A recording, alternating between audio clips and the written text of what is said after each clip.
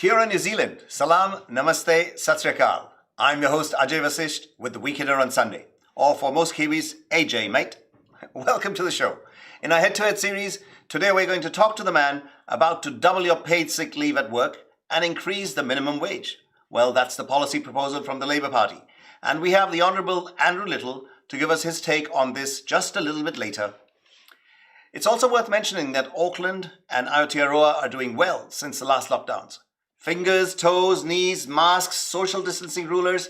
Let's cross everything and hope that we can kind of head down to that level 1. We are really looking forward to that. And I really hope they don't come up with a level 2.25 or a 1.5. Please, no. Centre stage in New Zealand and elsewhere this week have been the Auckland Central poll results. We know elections are won and lost in Auckland cause, well, population. With the Auckland Central poll results out, we check out who is in front. और दुनिया में corona के मामले 3 करोड़ से पार, अब तक 9 लाख से भी ज्यादा लोगों की मौत हो चुकी है। कोरोना के चलते लोगों की मेंटल हेल्थ पर पड़ा है बुरा असर। इस मुद्दे पर आई है एक नई रिपोर्ट, उस पर भी एक नजर डालेंगे हम। ऑनलाइन प्लेटफॉर्म पर दिव्यांगों, दैट इज disabled people, दिव्यांगों के हुनर को मिल रही है पहचान। पब्लिक बोल रही है, वाह हिंदुस्तान। आज आईपीएल को मिलेगा एक नया कप्तान। नए लीडर के साथ मैदान पर उतरेगी कौन सी team? Do you know the name? Guess करते रहिएगा या हम आपको बता देंगे। और व्हाट्सएप कॉर्नर में कुछ नवीन दोहे। Rahiman speaking, Tulsidas speaking and hello Kabira speaking. शायद आपको याद होगा डायलॉग, पर ये डायलॉग से नहीं, कोरोना से इनका ताल्लुक रहेगा। On to the more serious fare in the head up to the election in our head-to-head series. Today, our guest is the Honourable Andrew Little. He's a list member for Labour Party, first elected in November 2011. He's been the member of the last 3 parliaments, 50th, 51st and 52nd. Andrew Little was born in New Plymouth. Little was educated in New Plymouth Boys High School. His father was a devout National Party supporter. We find that very interesting. And Little recalls delivering national pamphlets under his father's direction when he was younger. How things have changed. Andrew Little is the Minister for Courts, Justice, Workplace, Relations and Safety, among other portfolios, which are very diverse. GCSB, NZSIS, which are both spy network-like things, Pike River re-entry, Treaty of Waitangi negotiations. And famously, in 2017, he stepped down as party leader to make way for Jacinda Ardern. And the rest, as they say, is history. Welcome to the show, Mr. Little. Or do you prefer Mr. Andrew? No, Andrew's fine, AJ. It's Sunday afternoon. We can relax. Actually, it's a kind of almost a convention to call people Mr. with their first name in India. So Mr. Andrew, Mr. Ajay. That's fine. Whatever you're comfortable with, I'll answer to all names. We'll stick with Andrew. Okay. So let's start with how things have turned out for you in that coalition government, since you famously stepped aside to let Ms. Ardern take over take over the Labour Party's reins. How's that ride been for you? Well, I mean, I've had a brilliant time from my point of view. We worked very closely with Jacinda. What we did then, I made a judgment. I had confidence that Jacinda was able to do something I couldn't do, which was get much greater cut through. I had worked closely with her already. I had huge confidence in her. She campaigned extraordinarily well. She conducted the negotiations with New Zealand First and the Greens. She managed to pull together a government, and I've just been hugely proud to be part of her government. In terms of the portfolios I've had, there is a theme kind of that runs through each of them, and that is about justice. And I thoroughly enjoyed working in that area. And some of it's about saying, it is time to look at different ways of doing some of these things in these areas. And I've been very pleased with what we've been able to achieve, and with the government that we've had. The justice part of it is obviously of interest to you because you've come through the legal profession. You're a qualified, trained lawyer, right? Yeah, and also very much involved with the union movement in the early days. Yeah, I was. That's right. I had my previous 20-odd years before Parliament was working in the union movement and as a lawyer, as an employment lawyer, as well as the head of a union. But in terms of the broader justice issue, you never lose that and lose contact with it. I've done some small amount of criminal law, but it was pretty, having had the 6 years in Parliament before becoming a minister, dealing with a lot of issues there that come before Parliament. I had an awareness that there were some issues that I knew we could improve on when it came to the administration of justice, and particularly criminal justice. We were locking up more and more people, and when you looked at it, 60% of those people that we were locking up, once they left prison, they'd wind up back in the criminal justice system. So that to me was a mark of failure, and we have to think differently about what we do. And when you think about, for a lot of people who offend and cause harm to others, they've got their own underlying issues themselves, and we've been doing a great deal to address those underlying issues. And until we did, we're not going to stop them offending. So I just take a view that we have to address some of those issues if we're going to reduce offending and therefore have fewer victims of crime. And that's got to be the ultimate. Is it about rehabilitation, or is it about making sure they don't go there in the first place? And crime is curbed, for want of a better phrase? Or have we become too leaning in a way where putting people away seems to be the only way to keep society functioning? I think, look, we got to where we got to, and we were putting a lot more people away. But what was very clear is that, we know that most people who wind up in prison have themselves either been victims of, some family abuse. They've had learning difficulties, and they've dropped out of the education system. They've got drug addictions and other mental health issues, and all that. None of those things were being addressed. So there's stuff that, in terms of the preventative stuff, there's stuff we can do in the education system and in the health system. But for those who are in the criminal justice system already, actually, and particularly if they've caused harm, and it's very easy for politicians to say, well, they're a bad person, they've done wrong, and so we should, remove all their rights and throw away the key type of thing, which kind of might satisfy some inner need for retribution and punishment. And look, punishment has clearly got to be a part of it. But really, the way we're going to succeed is if we stop that person who's already caused harm causing harm again. And we're probably only going to do that if we start to address the issues that have underpinned their offending. So if they've got mental health issues, if they've got addictions, if they've got learning difficulties, can't read or write, don't have a driver's license, don't have any skills, let's start working on those things. Because when you start to give people a chance and they feel they've got a stake in society and in the community, we have a way better chance to stop them offending and get them to a productive. And that's where we want to get. But how do you address the gap, if you like, or the other side of the coin, where if you're not meting out harsh enough sentences, the public views it as being weak, the justice system being weak.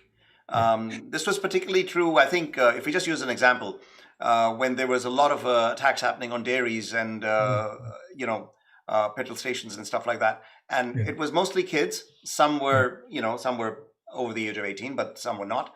And there was nothing really to be able to address with and to give them a bit of a stop, to get off the idea of doing that more and more.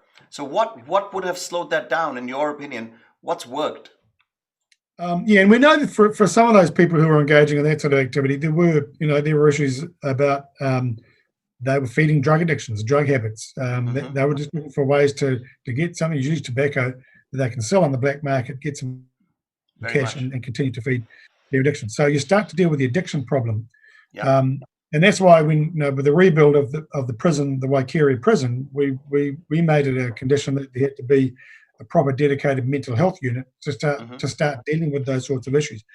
Most of our prisons are trying to run various programs, but we haven't put the resources into it for a lot of people who wind up there with drug addictions to get their problems issued. And look, you're absolutely right. There are always going to be people who will say, look at the harm they've done, look at the harm they've done to me, and I want to see the worst possible kind of punishment meted out.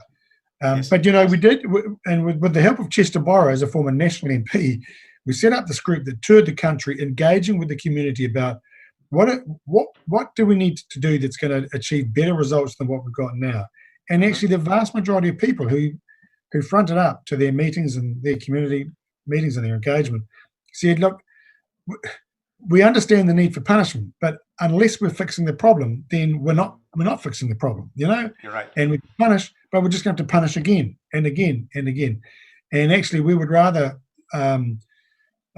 take time and give priority to those things that are going to turn people's behaviour around, change their attitudes, Sure. and a better chance at surviving in the community. And that includes, once you get out of prison, we give people, I think, $300 when they get out of prison and basically send them on the way. So you sort yourself out. And at a time when there's very little housing, they don't know how to access, a bank account or set up a bank account. They don't know how to access help to get into the job market. Yes. We are just consigning themselves to repeating the cycle again. And so that's why the 60% come back into the criminal justice system. So we've got to fix all those problems along the way. So in your tenure, you feel you're making a difference and you're finding ways to break that cycle, have little gaps in there which prevent people from recommitting crimes? Yes, there's a really good debate going on with the officials and stuff in government, but actually in the community now, people are saying, we've got to find different ways. And I was with a group in Hon Andrew on Friday, and they were saying, look, we're dealing with offenders and stuff. Here's some approaches that we're taking. And we're working with the victim, and we work with the offender. And if and when the timing is right, we try to work out what does the victim actually want to restore them, to put them back into a situation where they heal the hurt, and what does the offender need to do to contribute to that, and then how do we work on the offender so that they don't ever engage in that behaviour again? So there's people out in the community working on the stuff. What they're saying to me is that the kind of work that we've done over the last 3 years has kind of given them permission to engage in a way that they hadn't been able to before, because all the public debate was all about just punish them, just lock them up even longer. They don't feel very valued, and maybe it needs to start with family as well, and there's a whole lot of social structures around it as well.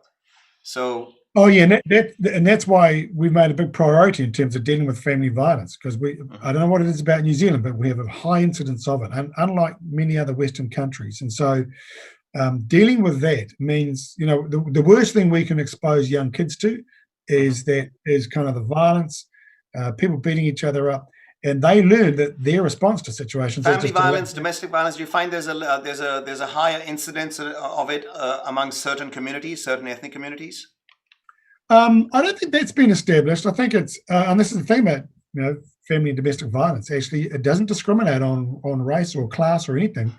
There are some, especially during the lockdown, we heard it went up a lot, and it was across the board.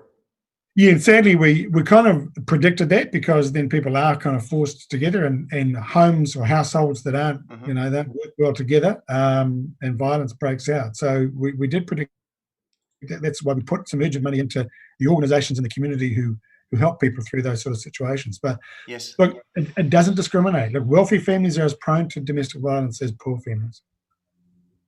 So deeper issues to address on an ongoing basis, and should you guys be back in government again, I guess you have your work cut out for you.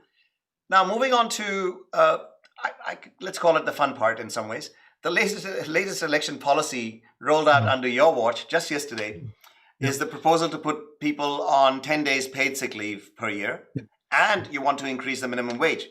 Great news if you're in the workforce, like most of us are, but maybe not so good if you're a business owner. How do you balance that? What's your take on that? Yeah. So we know that, look, when it comes to sick leave, we know that a lot of workers already get more than 5 days sick leave, get way more. And a lot of employers, most New Zealand employers, are pretty good at saying, look, if you're sick, it's better for me not to have you at work. Stay away. Now, if it becomes repeated or it looks like someone's being ripped off, then they will deal with it. But the reality is our minimum standard hasn't kept up with actually what's happening for a lot of workers and a lot of businesses. What we found in the COVID-19 lockdown is that there are a lot of people who they got to that point and they didn't have much sick leave, and yet they had a family member who was unwell, or they were unwell and needed to take a day off and needed to go and get tested, and they didn't have sick leave, so they weren't going to get paid for it. And a lot of people kind of took the risk and thought, I can't afford to lose a day's pay, so I'm going to turn up anyway. And we can't have that. We can't have that. And so we thought, well, we need to send a signal that actually people would have a decent amount of sick leave. The other thing we know has been going on, particularly for those in lower income jobs, and they've got families, kids do get sick, and you want the parents and the adults to be able to take some time off to make sure sick kids get looked after at the time they're looked after. So there is that. So I know there's some people going around saying, well, it's going to double the cost for business. It won't, because as I say, a lot of businesses are already providing 10 days or a fraction less, but more than 5 days. And a lot of workers don't take their full sick leave entitlement. So it's not, you want to have a little bit more available for those times when you do get You're sick. saying existing Not businesses are everybody is providing 10 days paid sick leave without the legislation or need to do so officially. Well, it's about the legislation reflecting what's happening, and I think what the community expects. I mean, we got a lot of feedback during and after the lockdown period about the sick leave question, and a lot of businesses saying, it is time to make sure that we have proper things in place. The government has subsidised a lot of the sick leave that needed to be taken during the lockdown, so that's worked. But we think it's time for our statutory minimums to reflect actually what is needed in the 21st century. But the reaction to this from the Business New Zealand folks, I think there's a gentleman heading it there called Kirk Hope. He said there'll be some small businesses and larger businesses that simply can't afford it because of the changed circumstances they're facing due to COVID. National parties come out and said this is simply out of touch with what's going on currently. What do you say to your detractors? If business can't handle it, they will likely contribute to higher unemployment.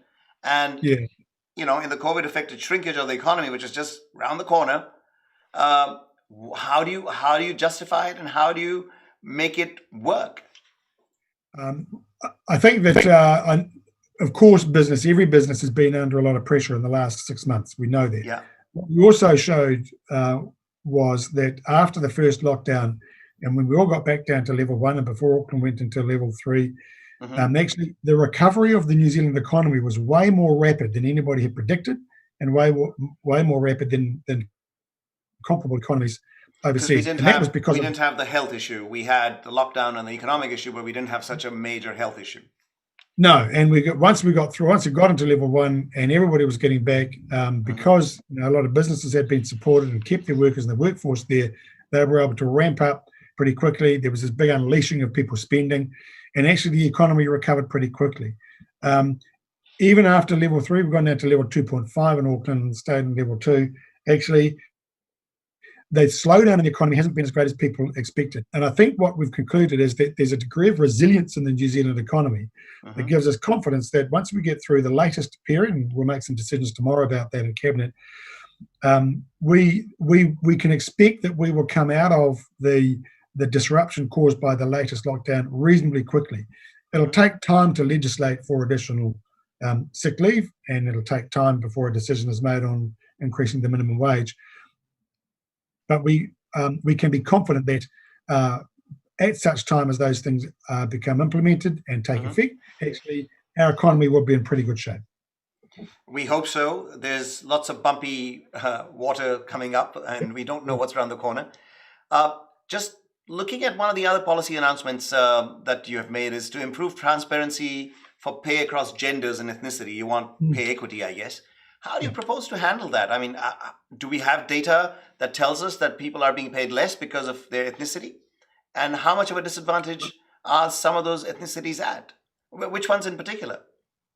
Well, we know that our data collection on a whole lot of labour market issues is not good. And when we've been through the whole recasting the pay equity issue and passing the new legislation last year, part of the reason was there wasn't a lot of good data around, hadn't been collected.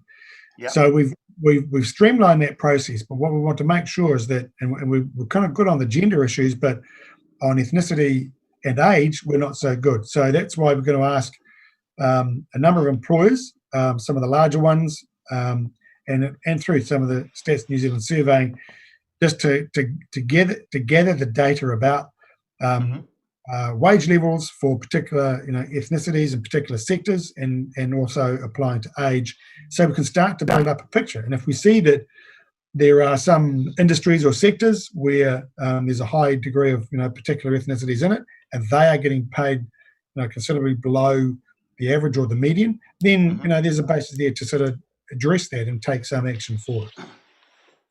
Is that also why you want to raise the minimum wage, so that a lot of the dealings in payments in terms of the income side of things and the wages all come above board and they're not going under the table? Yeah, well, I mean, we wanted to lift the minimum wage because we've been on that trajectory for the last 3 years. We committed to increasing it. Yep. We know that in the final kind of step to get to $20 would be next year. Now we know that because of the impact of COVID-19.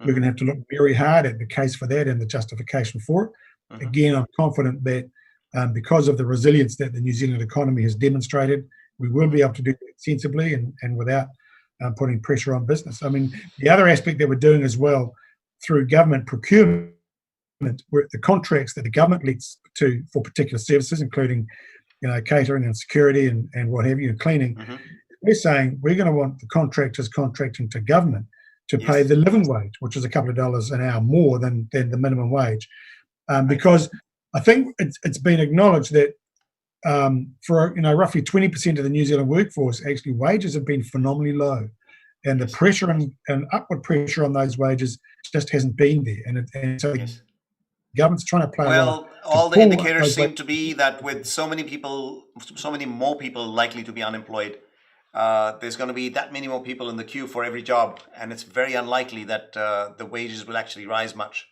But maybe that minimum wage, if you can hit that $20.80 or something, maybe that's going to be a good stabilizing factor. But I think the verdict is out on that one. As a wage earner, love the idea, but as a business, I think you've got a bit of a difficult juggle. Just moving on. Yeah. Can I just respond to that point? Just to be clear, too. Go ahead. The economists have been saying for years that if you increase minimum wages, then there's always an unemployment effect. There'll be some people who are dislocated out of the workforce. Actually, there's kind of 20 odd years of data now, not just in this country, but in many other countries, where that just has not proven to be the case.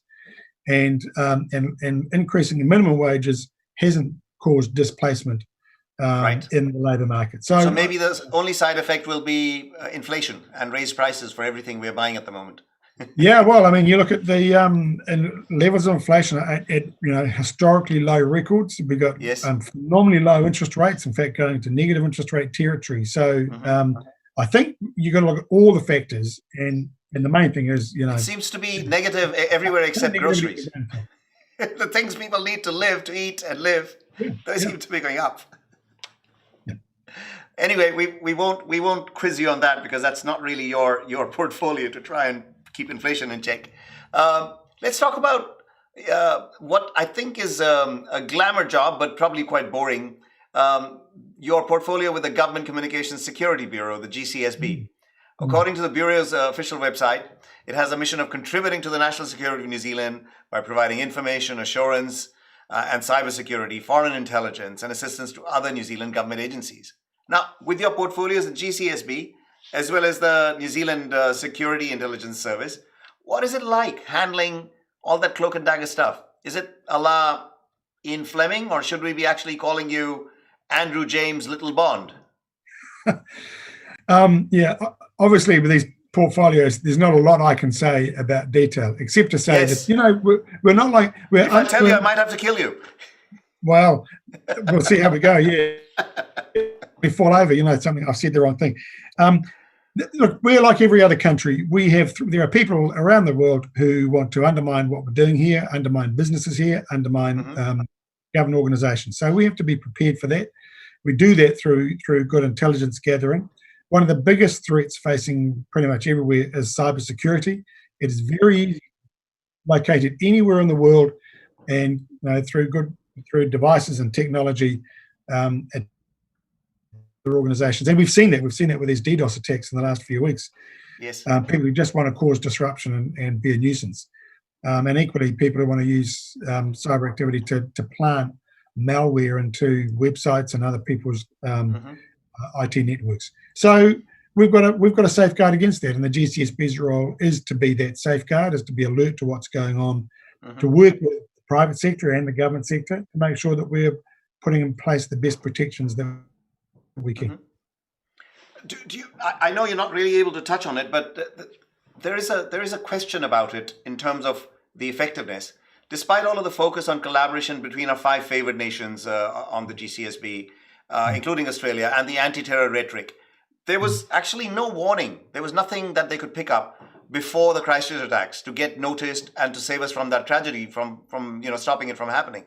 So is the service just a big-scale, bloated espionage and surveillance service, or is there something we're actually seeing, tangible results, which we missed out on the Christchurch instance.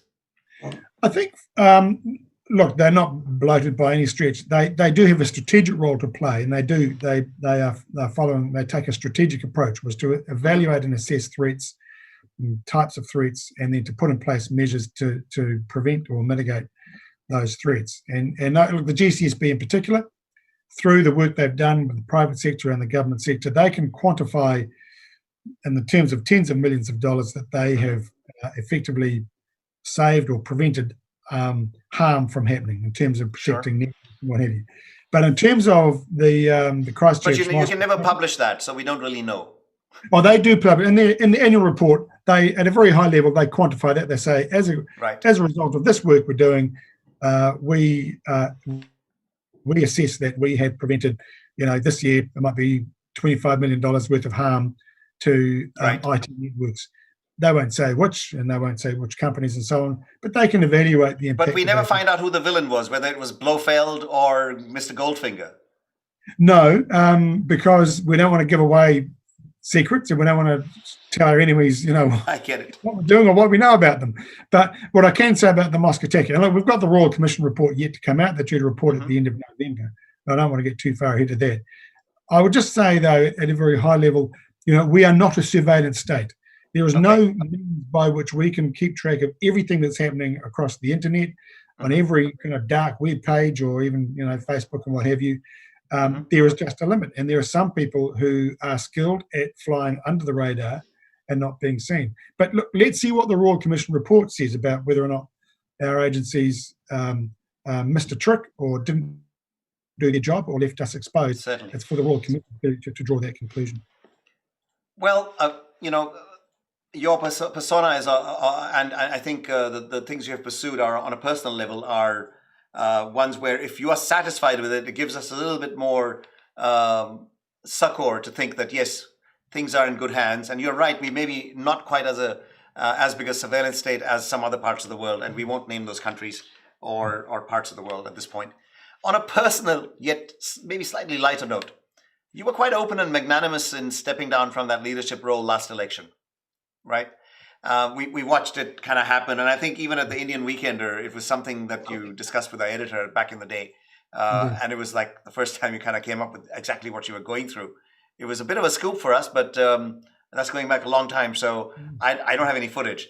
But do you think, in a warped sort of way, National have been trying to emulate that script in a bid to win the elections? Where Todd Muller comes in, then he resigns, and somebody else comes in, and then, so on and so forth. Do you think that's a possibility? I'm not sure. I think the circumstances have been different, and I think the circumstances for the National Party have been different. And you've got to, for Todd Muller too. I mean, he had a set of personal challenges that he was dealing with, that caused him to step down. I think he had health issues, which we don't know enough about, but he did have health issues. Yeah, and respect to him, I mean, that was a challenging time for him. He made a decision in the best interest of the party, and that was the basis on which I acted. And Judith Collins has stepped up. I'm not sure the two situations are comparable. I'm not. I mean, all I can do is speak for myself, and I got to a point where I accepted that I was a barrier to getting more support that would get us over the line to form a government.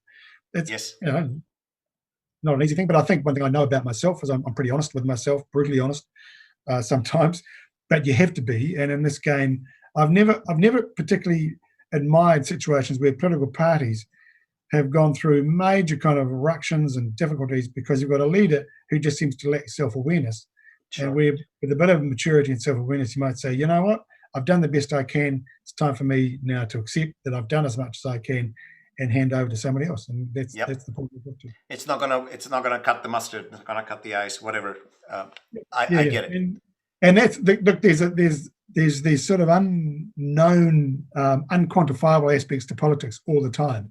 Sometimes, there's plenty of things that happen that are good things, and I have to think, wow, how did that happen? Well, why are people reacting so well to something?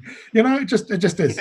So, but equally, I don't beat myself up about it. Politics is politics, and it is what it is. Yes. And you go with it. But in the end, the most important thing is, as whatever political party you're in, every politician is there to do the best for the country, Mm-hmm. and you want to be in government in order to do that. But if there's something about you that's an impediment to that, you just have to accept that and move All on right. and support the team. And that's what I've done. Thank you for being so upfront about that. I know we got to wind down. If I could sneak in a couple of quick ones, if you're okay with that, Andrew. Yeah. Talking to you, and I think maybe just from seeing what's been happening in the last 3 years with what we know about your public persona, we get the sense that you are someone who thinks the people of New Zealand and people in general deserve a fair whack, a fair go. Do you think, with your background and the portfolios you're handling right now, is an equitable society becoming more and more of a utopian dream, or have we gone too far towards inequity, or as a society? Will we ever get there? It's not too far towards inequity and we can actually come back from it? Yeah, that's a great question, actually. And I think, I think, both the Labor Party, my background is, there is unfairness in terms of the distribution of wealth and opportunities and stuff. Mm-hmm. That said, I'm an equally big fan of those people who take risks and do well for themselves. And, you don't want to step into that. But I'm distressed that there are still a lot of people who, because of the circumstances they're born into, mm-hmm. Our system doesn't necessarily help everybody to get out of those circumstances, stand on their own and make their own way. Yes. And that's why I want to make sure that through things like a good public education system, a good public health system, is that we're removing the barriers for those who are born into disadvantage, not to be have their life determined by that disadvantage forever, that they do get the opportunity to break out, find their own way, make their own way, and make a good life. And we've still got a long way to kind of realise that ambition, but we never let it go, and we're working, striving every day to get to that point. Yeah, I think New Zealand, the world has been changing so fast and rapidly with the advent of technology in the last few decades. New Zealand's always been the land of milk and honey, but every few years something comes and upsets the balance. So it's a really big challenge, and I appreciate your view. Okay, just to finish it off on a lighter note, a couple of rapid fire questions. Your favorite cuisine? Favorite cuisine? Oh, good grief! We have a very good little Thai restaurant around the corner from our place that does great takeaways. So yes. I find myself eating a lot of Thai. A lot of Thai food. So no, that's great. I'm partial to that as well, especially with the extra red chili sometimes. Yeah. Maybe not for you. And your favorite lockdown dish, the one you might have made for the family? Oh yeah, well I have a special recipe for meatloaf. And it's got an amazing sauce, actually, is the trick about it. Where did you say you're again? Which part of the country are you in? I live in Wellington. So there's no way we're going to get to taste that in a hurry. And no, it doesn't go so well in the post. No, we won't get a courier out here. Okay, and your favorite happy story from the lockdown days when you were with your family?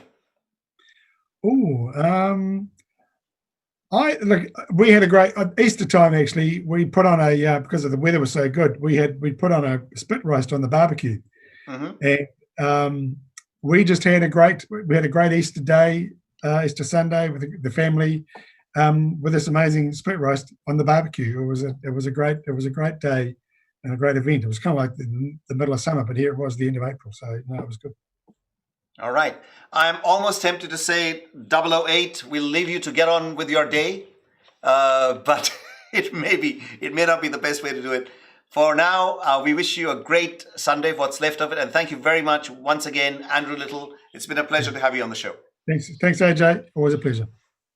Always a pleasure too. Thank you very much. So that was the interview. That was very interesting. I've always found Andrew to be rather disarming and quite open about things, except for GCSB and the spy stuff, which naturally there was no way that's disclosable. But to get more of a different view and a slant on it, as usual, we have our editor, right now, I think he is happily ensconced in a sunny room somewhere in the south of Auckland. Welcome to the Weekender on Sunday. Sandeep ji, how are you doing? I'm very good, thanks, Ajay. I was enjoying your conversation with Andrew Little, and I must say that it was a good conversation for a sunny day here in Auckland. Yes. I think it's the weather's still not sure. The nights are still cold, but if you can get that occasional bit of sunshine. So, do you think he's bringing a bit of sunshine to the electorate? That election promise of doubling the sick leave days and also taking the wages up by $1 or so more. Well, yeah, sure. Well, there is something that still remains to be seen, and I was definitely enjoying the quizzing that you are putting him through. So yes, what we have got over here is that Labour Party is promising to increase number of sick leaves, and they are also promising to, along. I don't know if you touched on that part or not. They are promising to increase the pays of government cleaners, caterers, and other people working in that level He from touched on it minimum. very briefly. Yes. So from minimum wage, they are proposing to increase their salary to living wage, which is Right. an increase of around $2 an hour, which goes around to $100 a week. So definitely, these are very lucrative promises, I would say. And it brings out to fore the discussion that we are seeing. The discussion is out there that the small businesses and businesses, and a line that is told by opposition national party that this increase in pay would be probably this increase of sick leave would be probably an impediment for small businesses, Yes, increase the it's very cost of doing likely. business. And but yeah, I heard your point. Uh, but that's a debate, that's an ongoing debate, and that's a two sides of argument. And I like the defense that Mr. Little put on, which was probably we haven't heard much of that, because what we normally hear is only two sides, that Labour coming up with their own announcement, sweet deals about elections, and then opposition towing those lines as an impediment for cost of doing business. So, Yes. but we haven't heard much on that. And in that sense, probably Andrew Little really added value to that discussion when he said that probably we are not straight away going to increase these sick leaves probably in November or December 2020 when the next government is formed. What he Yes. suggested that this is election promises, and it will come through after a painful legislation process and then implementation, which could Yes. be a likelihood of 1 to 2 years. And by that time, as Mr. Little was asserting, that our economy could be in a sweet spot. So that probably brings a little bit of more perspective. And that's an addition to the public debate that we are hearing. And I'm glad Yes. that we here at Indian Weekender were able to enrich that public debate by getting that argument out. And now it's Yes. up to the viewers, audiences, and the rest of New Zealanders to see which argument they would want to buy. You've actually picked on a very interesting aspect of it, because I think there is this need for, and maybe they have alluded to it in the press release, that they will do discussions with employers and other stakeholders along the way, which is, it's been the common sort of thread in most of their things, and whether it's a tax or whatever it is, they'll form the group, they'll get the committee together, and they'll take the next steps thereafter. So Surely. in that way, if it's not happening immediately, it's probably good from a jhatka perspective to the economy. Well, definitely. That's you are quite well said that there will be a cushion period when things will be implemented. But what Labour government and coalition government has been doing, we have seen that they have increased minimum wages in the last couple of years, and it has been pushed by $1 and $2, which is obviously businesses were not happy about that. Small businesses, which majority in our ethnic migrant communities who are doing those small businesses, they were also not very happy about. But again, that perspective is only one part of which will decide which side they would like to vote. So there is a lot happening over there. But the other thing that probably both, what I personally reckon, and probably which is the area where we should be emphasizing more, is that both, even Labour and opposition, national and other parties who are seeking, I would say, seek a lot of credit on their sound economic management. Yep. What is missing in New Zealand is probably productivity. That is an area probably where we are not seeing a lot of innovativeness, neither coming from labor. Not many people they expect from there, but we do certainly expect it from national and other parties who are so-called business friendly. But we are not seeing a lot of productivity, a lot of debate coming on productivity, a lot of debate coming on how to manage the cost of living. Because my personal experience is that there is not a big gap between the wages and the income that people are earning, and also the cost of living. I think our cost of living is very high in comparison to some other countries across Tasman and in Europe and America as well, which really causes more pain. So probably it would be a good idea if rather than debating on increasing minimum wages and sick leave, probably we can also think of increasing productivity and also managing the increasing cost of living. And that would be probably a better idea and more befitting and beneficial to our society. Yes. मुझे तो लगता है जब भी wages ऊपर जाती हैं तो सीधा कोरजेट या गोभी पर $5 $10 किलो बढ़ जाती हैं. Everybody's feeling the pinch when they go to the grocery store. Sure, definitely. The cost of living is, I feel this negative inflation theory is working, but somewhere along the line, it's like a wool being pulled over our eyes. We're not spending any less in terms of day-to-day living costs. That's the thing. That's an area where probably our political party should be working more in close collusion with the economists. The thing is, from a common man's perspective, more from our ethnic migrant communities, our Kiwi Indian communities' perspective, probably they would have seen cost of living going in last 5-6 odd years. And despite the new government coming up and increasing the minimum wages, I don't think wages of middle income earners would have increased dramatically. So again, Labour and coalition government's argument that once they push the minimum wages up, probably that will be reflected in the incomes of other middle income earners. That doesn't happen automatically as well. So there is something peculiar about New Zealand economy, like I can say personally from having lived in different countries in Australia and in Europe. So probably that is an area probably what we can do is we can do better as a society is to reduce the cost of living and increase the productivity as well.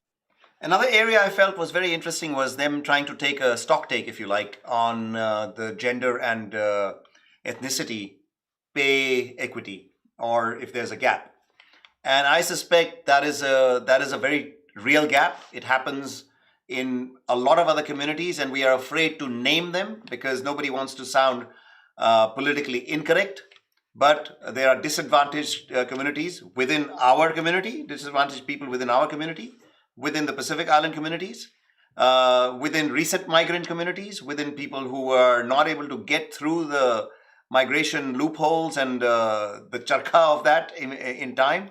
And there's exploitation. So I think if they actually put some serious thought to it, what they're mentioning, that they'll actually do a review of that and come up with the numbers and figure out what's happening, I think that will be a very good start. Your view? Yeah, definitely. And I must say one thing, Ajay, that I really like your question that you put up in front of Mr. Little when you asked that, do we have a measurement? How do we measure that gender inequity in terms of payment? And I really like that question. And probably that is an area probably that this government has definitely worked. And I think credit should be given to them as well. Although I'm not confident that if they have still been able to come up with some solutions, but at least they have shown an interest and an inclination and a commitment to work in that space. Along with that, probably what we should also commend Mr. Little, or rather Andrew Little, as I said, is that he has definitely brought in a fresh perspective in working in that criminal justice reform thing. And again, you have rightly raised that question, putting up the views and sentiments of a lot of our ethnic migrant communities who are out there, the dairy owners, the petrol station owners, who really face that kind of violence they have been facing in probably last few odd years. But again, that's a very difficult act to act upon. I just want to point that Mr. Little, as a Minister for Justice, he had actually initiated some to bring around a transformative reform in the criminal justice system by setting up a reform committee and advisory group. And Indian Weekender participated in one such meeting with Chester Burrows. who was the leader of that criminal justice reforms, and we had good discussion out there. So one thing, what Mr. Burrows and the entire Justice Reform Committee had said and acknowledged at that moment was that regardless of who you are, either you are like, there was a consensus, there was unanimous that everyone who came in contact with our criminal justice system had a negative impact. So be it a victim, be it an offender, Yes. be it the community out there, and that is something that committees had set out to eradicate, to change it altogether. We don't know how far the task is, how much they have achieved, but credit should be given to Mr. Little for starting some work for which basically you have committed yourself and joined politics. So Yes. that's definitely I will give a good tick to him on that. Great. So, should they come back in government again, there is probably good things to look forward to from Mr. Little. But thank you very much for coming and giving us your perspective. As usual, late on a Sunday afternoon. आपका इतवार हम हर बार खराब करते हैं थोड़ा बहुत, पर मजा भी आता है. बिल्कुल नहीं, thanks. It's always interesting to join and be part of your interesting conversation. Well, it's a pleasure to have you on, and I'll let you get back to your family. I know you have a young family, and you need to be a good daddy now. So, जाओ बेटा, अपनी ममता का कोई होता है opposite word बाप के लिए? बापता. हाँ, जाओ बेटा अपनी बापता दिखाओ. All right. Thank you very much, and you enjoy the rest of the show. Thank you very much. Once again, a unique and a very interesting slant to pick up on the stuff that we were talking about, things I may or may not clue on to during the interview. It's really good to have Sandeep in and give us his perspective. So, moving on. Let me just check with my producer. How are we going for time? we are going okay for time, it says. Okay. Now, onto a little bit of a serious topic, but maybe being aware of it will help you to deal with it better. We are going to talk about mental health. Hindi में बात करते हैं. Corona virus महामारी ने विश्व भर के करोड़ों लोगों की पूरी दिनचर्या को बिगाड़ के रख दिया है. तनाव, चिंता, घबराहट की परेशानी बहुत बढ़ रही है. अमेरिका में centre for law and special policy की एक बैठक है जिन्होंने मानसिक स्वास्थ्य कार्य का नेतृत्व करने की एक मुहिम सी लगाई और उस पर एक सर्वे किया. और ये किया गया वहां पर ईशा वीर संघे के नेतृत्व में. उन्होंने कहा कि महामारी के दौरान कई समुदायों में मानसिक स्वास्थ्य पर ध्यान ना दिए जाने की वजह से स्थिति बदतर हो गई है. We know all about Black Lives Matter and the protests and stuff like that. So, उनका ये भी कहना है कि अलगाव, आर्थिक तंगी, पुलिस के साथ बर्बरता या पुलिस की बर्बरता लोगों के साथ और इसके प्रभावों से और एशियाई विरोधी हिंसा के कारण चलते लोगों में तनाव व चिंता व्याप्त हो गई है, यानी कि बढ़ गई है. अगर बढ़ती चिंता और अलगाव को एक साथ जोड़कर देखा जाए तो इसमें कोई आश्चर्य नहीं होगा कि मानसिक स्वास्थ्य की स्थिति खराब हुई है. Everybody is feeling it and it is going down as well. We know and understand that. इस तरह की स्थिति में लोग आत्महत्या जैसे कदम उठाने के लिए भी बाध्य हो रहे हैं. There has been a rise in those numbers for suicides as well in many parts of the world. Domestic violence has also gone up. Veer Singh के मुताबिक कई समुदायों में स्वास्थ्य देखभाल की पहुंच की कमी है. So they're not able to get access to healthcare. और मानसिक स्वास्थ्य देखभाल की कमी वो भी बढ़ गई है. यहां बता दें कि कोविड-19 महामारी के प्रभाव के चलते दुनिया भर की अर्थव्यवस्था पर भी व्यापक असर हो रहा है. It's visible. The GDPs of half the globe have fallen. Countries like India are at 23 to 25% down. New Zealand has just officially announced कि उनकी भी जो इकोनॉमी है वो भी 12% गिर चुकी है and we are officially in a recession. तो इन कारणों से करोड़ों लोगों के ऊपर रोजगार छीनने की संकट की जो विपदा है वो भी पैदा हो गई है. इसका सीधा असर पारिवारिक तनाव और मानसिक परेशानी के तौर पर सामने आ रहा है. जानकार तो यह भी कहते हैं कि अगर यह संकट और लंबा खिंचा तो परिणाम बहुत घातक हो सकते हैं। इसलिए हमारी तरफ से यही उम्मीद रहेगी और आप भी अपने लिए सोच के रखिए कि how you can maintain your मानसिक संतुलन, how you can maintain your mental equilibrium and balance, and talk to people around you, talk to your family, talk to your friends. If need be, reach out to people who are in the professional field of mental health and seek help. We'll be keeping an eye on this for you and for us as we're all in this together. And thanks for all your feedback and suggestions too. अब तक जो आप सुझाव या feedback भेज रहे हैं on the pandemic as well as other things, do feel free to send in more to editor@indianweekender.co.nz. Now, going back to the politics side of things, a new poll shows Green MP Chloe Swarbrick is coming third in the contest for the Auckland Central seat, which could be crucial in ensuring her party stays in Parliament. Remember, they need that 5% threshold.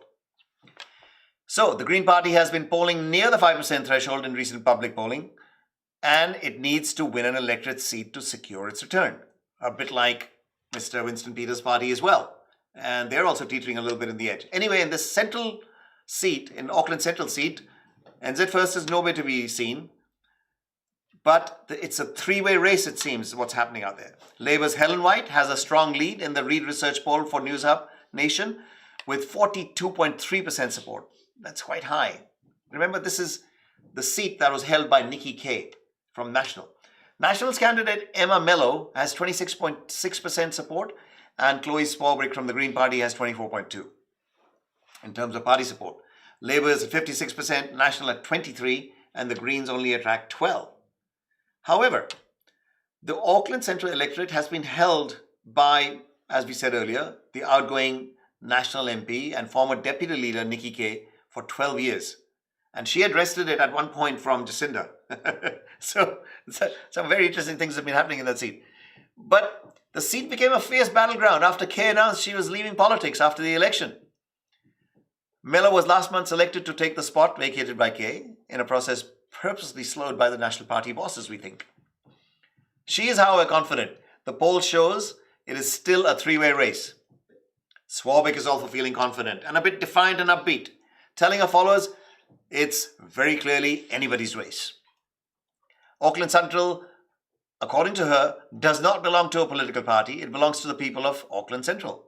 Very true. People told us that we couldn't do this. This is Chloe going on about their possibilities and chances. People told us that it was impossible. People told us to wait for the polls and we'll be in the single figures. Well, it's untrue. We are within a percentage point of the National Party candidate, and this is a three-way race. Thank you, Chloe, for reminding us of that. But the biggest tell might be in the trend that in what has effectively become a COVID-19 election, Labour's lead in Auckland Central may well translate into election night victory. However, as they say, a week is a long time in politics, and we have almost 4 weeks of topsy-turvy campaigns and pandemic to get through. Just like the pandemic, even in the elections, no guarantees just quite yet. Hang in there, we'll keep an eye on it for us and for you. And now, something a little bit heartwarming. Hindustan से online platform पर disable लोगों, दिव्यांगों के हुनर को मिल रही पहचान, public बोल रही है वाह हिंदुस्तान। मन में विश्वास व हौसले हों और बुलंद, तो शारीरिक कमजोरी भी हमें कामयाब होने से नहीं रोक सकती। दिल्ली में एक जगह है मधु विहार। मधु विहार में स्थित VR1 एक संस्था है। संस्था के संस्थापक हुसैन स्पेशल नीड्स व दिव्यांग बच्चों को कुछ कर गुजरने का मौका देते हैं। हुसैन के सहित टीम के बहुत सारे अन्य लोग भी दिव्यांग हैं और उनमें नाम है जैसे गुलशन, विजय कुमार, अर्जुन, हरबीर, सचित, इजराइल, पार्थ, लवनीश, मीशु, लक्ष्मी, करुणा सरकार, प्रिया, ये सभी दिव्यांग हैं and they are all taking part in something very interesting. Hussain ने बताया कि वे देश के अलग अलग राज्यों में जाकर सांस्कृतिक समावेश का प्रदर्शन करते हैं।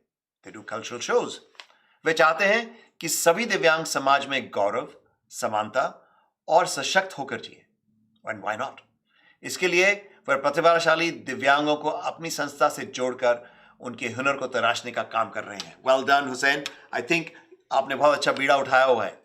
उन्होंने यह भी बताया कि उनकी संस्था सिर्फ दिव्यांगों के लिए 30 सितंबर तक ऑनलाइन प्रतियोगिता आयोजित कर रही है, जिसके लिए रजिस्ट्रेशन भी निःशुल्क है.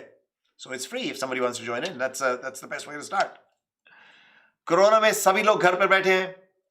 ऐसे में उन्होंने ऑनलाइन माध्यम से दिव्यांगों के लिए यह प्रतियोगिता आयोजित करने की ठानी. बहुत ही बढ़िया काम है भाई. Stay at home and take part from home. इससे वे प्रोत्साहित भी होंगे और उनका मनोरंजन भी हो जाएगा. प्रतियोगिता की जो है इन्होंने 2 कैटेगरीज बनाई हैं, या कह लीजिए 2 कैटेगरीज में बांटा है. पहली कैटेगरी में वे 6 वर्ष से 17 वर्ष के और दूसरी में 18 वर्ष से लेकर 45 वर्ष तक के आयु के लोग भाग ले सकते हैं.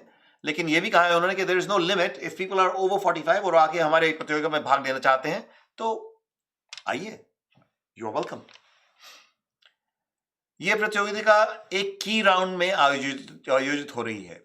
विजेता को 5,000 व सबसे अद्भुत व आकर्षक प्रस्तुति के लिए 2,500 रुपए का इनाम भी रखा गया है. They may not be big sums, but it's a great start. 30 सितंबर को विजेताओं की घोषणा भी की जाएगी. अपनी दिव्यांगता को मात देकर सभी प्रतिभागी एक से बढ़कर एक प्रस्तुति दे रहे हैं. इतना ही नहीं, जो लोग बोल व सुन नहीं सकते हैं वे भी बस अपनी धड़कनों की महसूस कर जबरदस्त व शानदार सुंदर नृत्य प्रस्तुत कर रहे हैं. They are listening to their heartbeat if they can't listen to anything else. That's touching. जो गा सकते हैं उनकी मधुर आवाज का जादू मदहोश करने वाला है. हुसैन ने यह भी कहा कि नृत्य दिल से किया जाता है. इसके लिए गीत संगीत की भी कोई जरूरत नहीं काफी. बस अपनी धड़कनों को महसूस करते हुए झूमते जाओ. मजा आ गया, सुन के मजा आ गया हुसैन जी. अपनी दिल की धड़कनों को महसूस करते हुए झूमते जाओ. Your heartbeat will propel you forward. प्रतियोगिता में दिल्ली सहित बिहार, झारखंड, उत्तर प्रदेश व सिंगापुर से भी लोग भाग ले रहे हैं. अब तक देश विदेश के करीब 30 दिव्यांग लोग अपने ऑडिशन वीडियो भेज चुके हैं. आप किसी को जानते हैं तो उनसे भी कहिए कि इनसे कांटेक्ट करके अपने आप को एंटर करें. We wish them the best. Spread the word so more can join and even more can watch and support this worthy initiative. Congratulations and best of luck to Hussain and all his friends who are doing this amazing thing. खेल के मैदान में कूद जाएं. आज IPL को मिलेगा नया कप्तान. नए लीडर के साथ मैदान पर उतरेगी टीम. पर कौन सी टीम? आईपीएल 2020 का धूम धड़ाका अब शुरू होने को है. इसी बीच आपको यह जानना भी जरूरी है कि आईपीएल को एक नया कप्तान मिलने जा रहा है. One new captain coming on the field. भारतीय टीम की सलामी बल्लेबाज माफ कीजिएगा, भारतीय टीम के सलामी बल्लेबाज केएल राहुल पहली बार किसी आईपीएल टीम की कप्तानी करने के लिए मैदान में उतरेंगे. केएल राहुल को आईपीएल 2020 के ऑक्शन के दौरान ही टीम का कप्तान नियुक्त कर दिया गया था. लेकिन आज यानी 20 सितंबर को वे वास्तव में आईपीएल के नए कप्तान होंगे.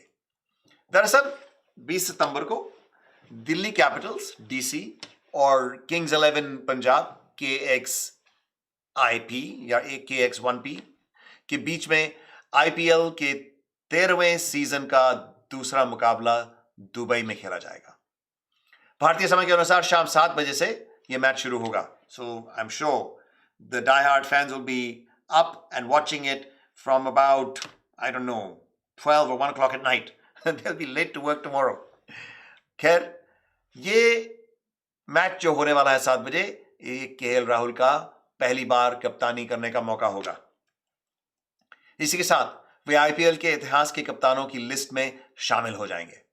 ऐसे में उनके कंधों पर आईपीएल में पहला मैच जीतने के साथ साथ टीम को अच्छी शुरुआत दिलाने की जिम्मेदारी भी होगी. आपकी जानकारी के लिए एक चीज और बता देते हैं. अब तक आईपीएल के 12 साल के इतिहास में कुल 48 खिलाड़ियों ने अलग अलग टीमों की कप्तानी की है. हालांकि इनमें विदेशी खिलाड़ियों की संख्या ज्यादा है.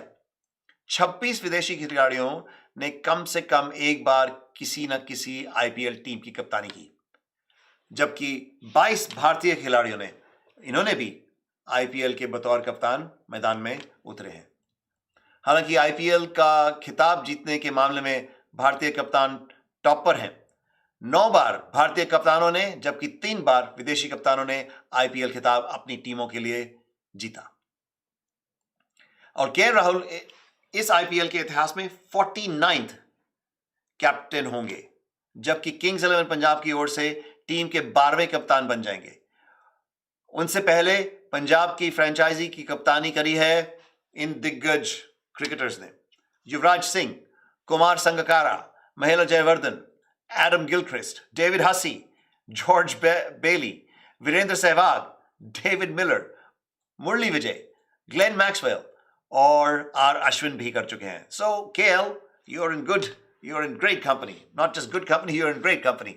लेकिन एक बार भी किंग्स 11 पंजाब की टीम जो है खिताब नहीं जीत पाई। तो हो सकता है this might be the time that KL Rahul's leadership can take them there. Can KL Rahul help Kings 11 Punjab to lift the IPL trophy this time? We'll keep an eye on it, and we'll definitely keep you and us informed on the Indian Premier League tournament. Jate jate, in our WhatsApp corner, time for just a couple of short ones today. Naveen Dohe. पहले रहीमन दास या रहीमन दास से बात करते हैं। रहीमन, घर से जब चलो रखियो मास्क लगाए, ना जाने किस वेश में मिलने कोरोना आए। तुलसीदास की तौर से, छोटा सैनिटाइजर तुलसी रखिए अपनी जेब, ना कहूं सो मांगी हो, ना कहूं कोई देव। समझ गए? और सूरदास जी की ओर से, सूरदास घर में रहो, ये है सबसे बेस्ट, जर जुकाम सर्दी लगे तुरंत करा लो टेस्ट। वैसे टेस्ट तो बहुत ज्यादा हो नहीं रहे, जितने होने चाहिए उतने नहीं हो रहे। वर्ल्ड भर में भी ये प्रॉब्लम तंगी रही है और रह रही है, but I like the sentiment. और अंत में, ये अंत से एक और पहले, दो यहां पे हैं, मैं दोनों शेयर करना चाहूंगा आपके साथ। रहीमन, वैक्सीन ढूंढिए, बिन वैक्सीन सब सुन, वैक्सीन बिना ही बीत गए जुलाई, अगस्त और जून, और अब तो सितंबर अक्टूबर भी गुजर गए। And last but not least, it's Kabira speaking. Kabir casein ढूंढ लिया, धीरज धरो तनिक तुम, ट्रायल फाइनल चल रहा, वैक्सीन कमिंग सून। एंड इसी उम्मीद पे कि वैक्सीन वाकई में सून आ रही है, हम आपका साथ छोड़ते हैं। Will be keeping an eye on when and what kind of vaccines are coming across the globe in the coming months. Stay with us. आप भी हमारा साथ बनाए रखिएगा, अपना ख्याल रखिएगा, जहां भी हैं सेफ रहें, स्वस्थ रहें। I am your host Ajay Vasisht with the Weekender on Sunday. I will see you next Sunday in what is abhi bhi the safest दुनिया भर में country, New Zealand. Kia ora, Aotearoa. Salam, namaste, sat sri akal. Till next time, do follow us on Facebook, Twitter, Instagram, and YouTube. I'll see you again, same time next week on the Weekender on Sunday.